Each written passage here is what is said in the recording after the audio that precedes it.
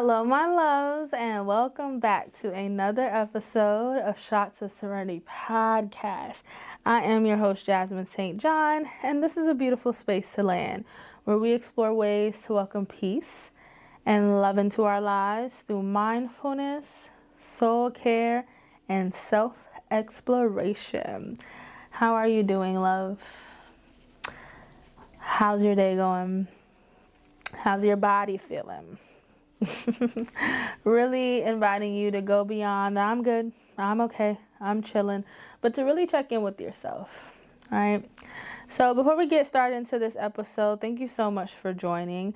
I would really love and appreciate if you can take a moment to subscribe, not only on YouTube, but anywhere that you listen to podcasts, subscribe there as well. Even if you're like, I like the video component, I'm more of a YouTube person, still subscribe on the podcast, or vice versa. And just let it play. Let it play while you do your thing. It does not cost you much at all, but it really helps us out, and it'll be greatly appreciated.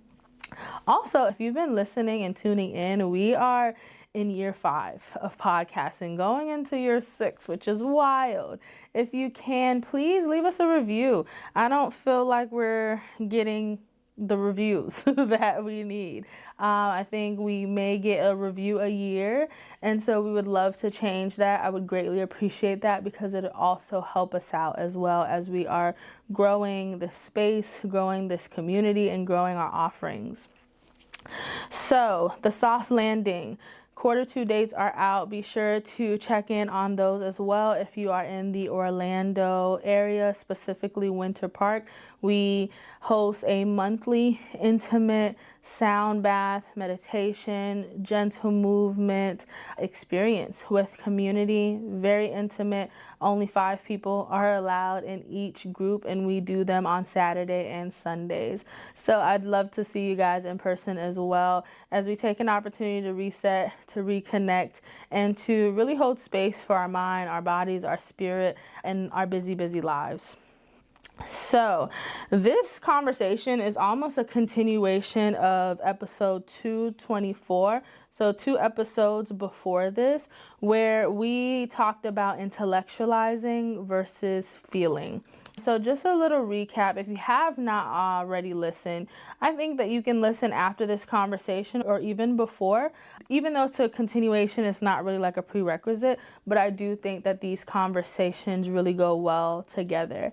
And so at the end of that episode, we talked about the difference between a thought, a feeling, an emotion, and a behavior, right? A lot of times we get feelings and emotions mixed together, and they're slightly different. Not slightly, they're pretty different. So a thought is exactly that, something that you think. A thought can be, oh, there's a bird out there, or oh, I hear my bracelets jingling. It's a thought. And then we have feelings. Feelings I like to think of as like sensations, something that's going on in your body, something that you can quite literally feel. Maybe your hands sweating, maybe some tension in your chest, maybe you notice your cheeks or your face getting red. That is a feeling. Whereas an emotion is almost like how you conceptualize a thought and a feeling. What is the definition, or what is the end result of how you interpreted your thought and your feelings? And then a behavior is just that, right? It's an action. It's how you respond. And so today we're going to be focusing a little bit more on the thought aspect. We've talked about emotions. We actually have an entire series on emotional wellness where we talk about what that looks like, where we talk about how you can increase your emotional awareness. We also have a guided meditation to hold space for your emotional exploration. And those are going to be episodes 112 to 117. Fun fact that I feel like a lot of people know, but maybe some people don't. Studies have found that we have over 40,000 to 80,000 thoughts a day. And so again, it could be like, wow, the bird, or oh my gosh, my leg is falling asleep, or oh my gosh, I'm hungry, to wow, I really don't know how I'm going to do this podcast recording. I hope that I am making sense. I hope my listeners are understanding, right? A thought can be thoughts of our own, or sometimes thoughts from other people. Like, dang, I wonder how this podcast is going to go. But I remember that my sister told me that I was a horrible speaker. What is that going to look like?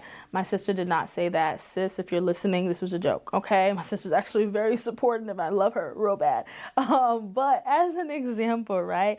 And then to add on top of that, studies have found that over half of them are inherently negative. When you have that like understanding, it really emphasizes the importance of that internal dialogue that we have with ourselves. Thoughts and feelings, they lead to emotions, which impact our behaviors, as we talked about. Most importantly, our thoughts often create anxiety, which a lot of us experience. Anxiety is actually a natural emotion. We all experience it. It's good anxiety, healthy anxiety, and maybe non-conducive anxiety. But I think a lot of us often have pretty debilitating anxiety as well. And so our thoughts are also the foundation of our relationship to ourselves, our inner dialogue. So think of it as how you would talk to a child, right? Hopefully we're being conscious of how we're talking to kids and the children in our lives.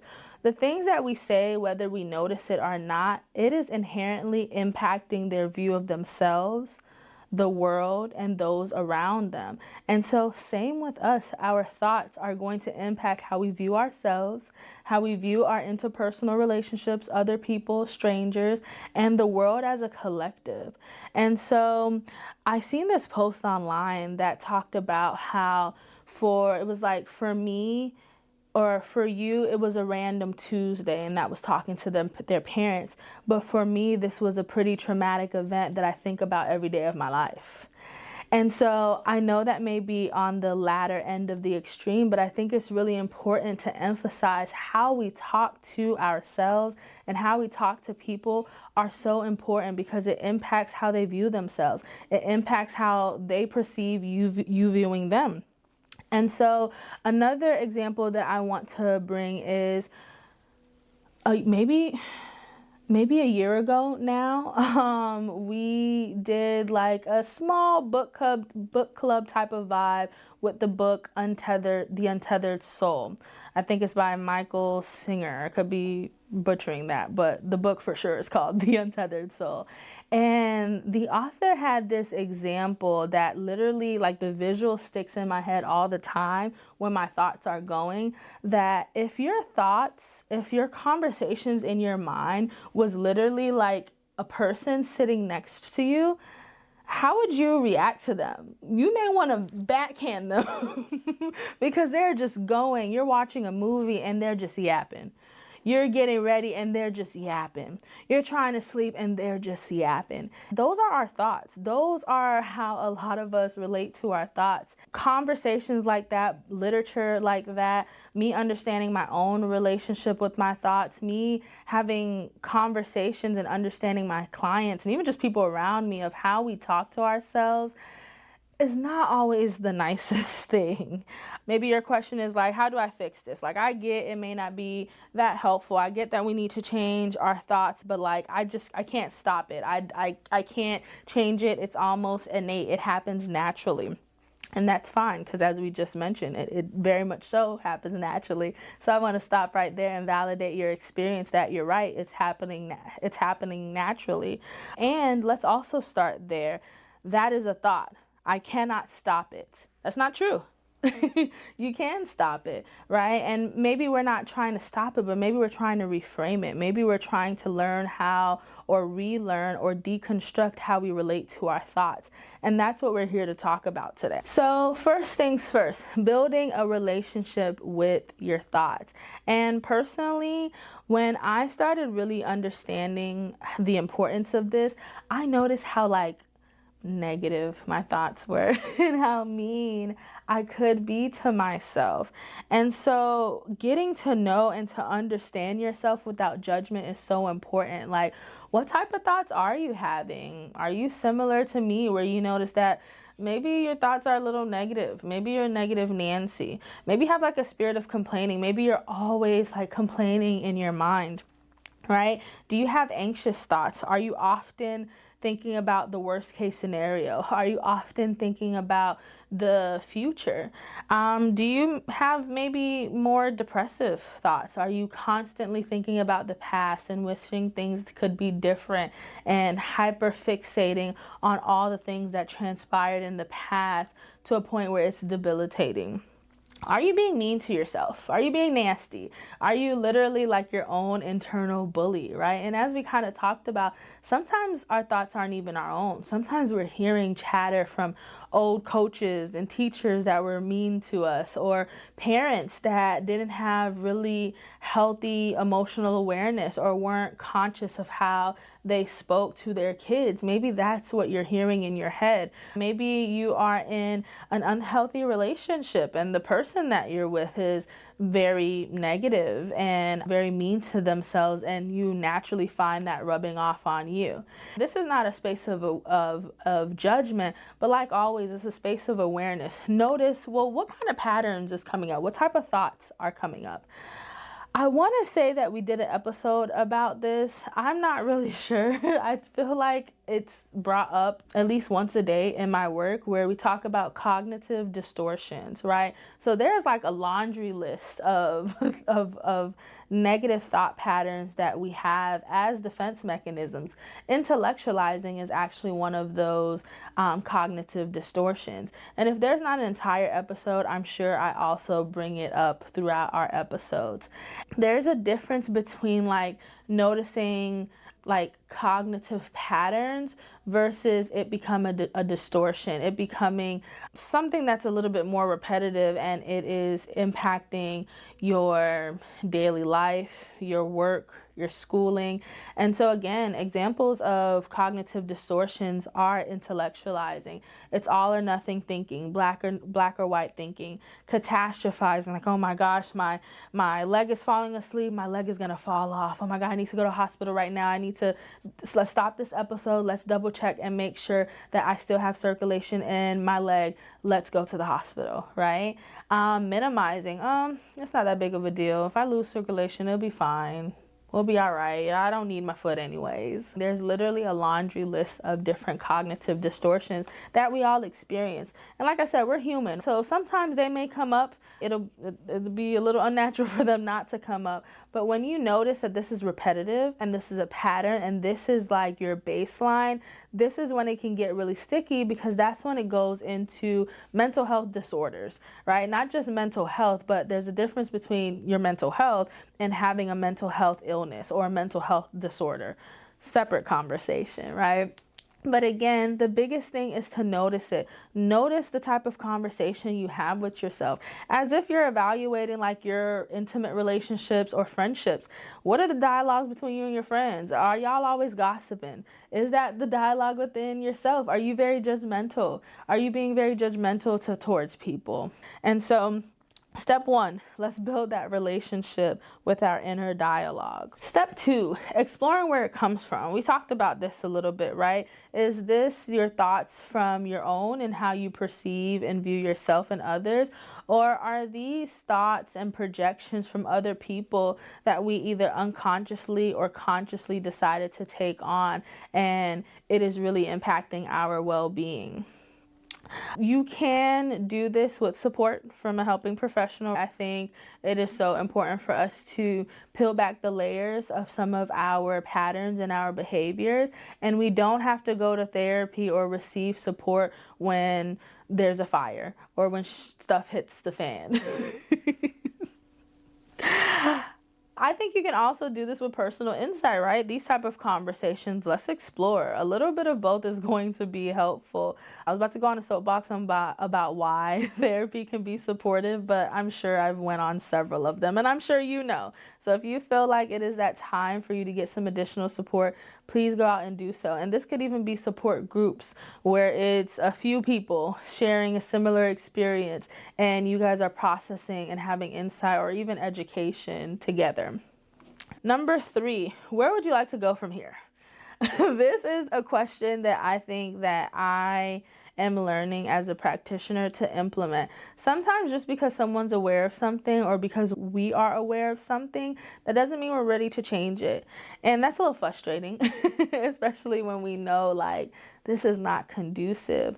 But as I grow up, as I get more skilled in this profession, and even just like my spiritual relationship, I really understand the importance of timing. We had a whole episode about it. Timing is such an essential ingredient, and a lot of times we can be procrastinating, right? But sometimes the right timing just isn't right now, and that's fair too. So that's step 3, asking yourself, where do you want to go from here, right? Kind of like I joked about in our episode where we talked about intellectualizing. I gave that example about like Sally. If you're in a space where you're like, yeah, I hit her, that's what I did, and that's where you are, and you don't have the space to try to really understand where that challenge with managing your anger comes from, I'm not telling you to do that. I really encourage you, whether you're ready or not, we should slowly build back things because time is going to go regardless. But be honest with yourself and say like, I don't got no empathy for Sally, and this is where I'm at. I can respect that. And so number 4, reframing. And I'm going to talk about what reframing is, and then I want to give a very fair rebuttal that I received from a client literally like last week at the time of recording this episode. And I think it's a very fair statement, and I can resonate with it. But reframing essentially is exactly that. If we're having this negative thought, how can we reframe? I know you're not supposed to use the word to describe a word, but how can we evolve or restructure the way that we're relating to said thing, right? So the example earlier, I can't do this, like my thoughts are naturally difficult. What if you're reframing it to, I can recognize that my thoughts are naturally difficult right now in this season, and I choose to work on it. That's not invalidating the fact that you're having difficulty with your thoughts. And it's saying that I'm choosing to reframe it. And I think that's where people have a difficulty with affirmations, because an affirmation could look like, I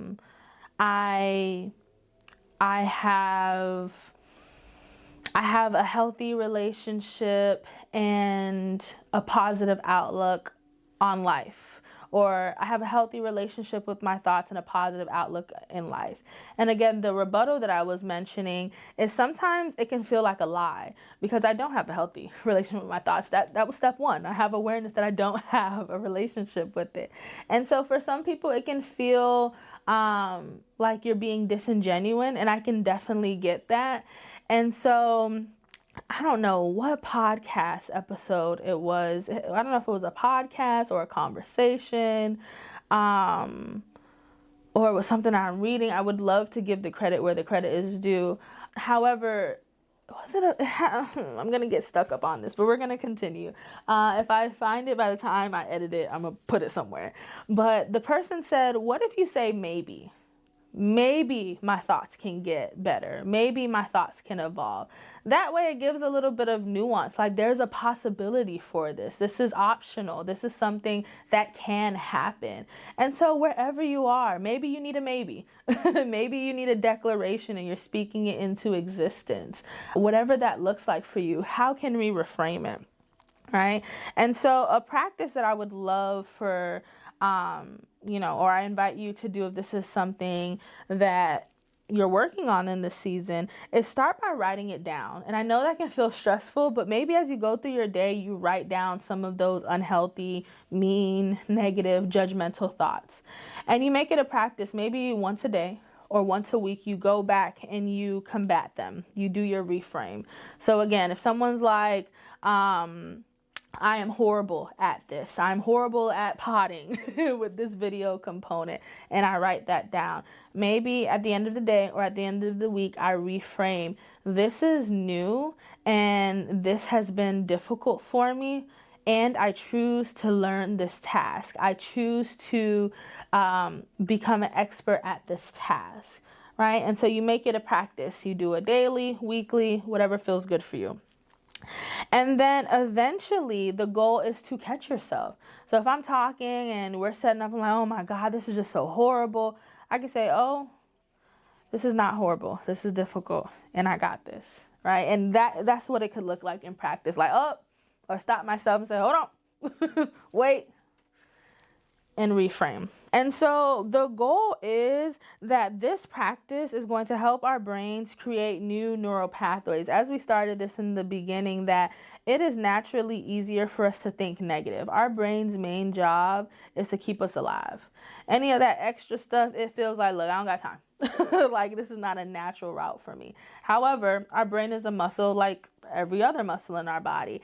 And with practice, with repetition, we create these new schemas, these new neural pathways that, again, if you've been listening, we've had these conversations before, where your brain, instead of it easily going to the negative, it's a little easier to go to the positive. It's a little easier to go from, dang, I suck at this, to, oh no, I take that back. I choose to do better at this.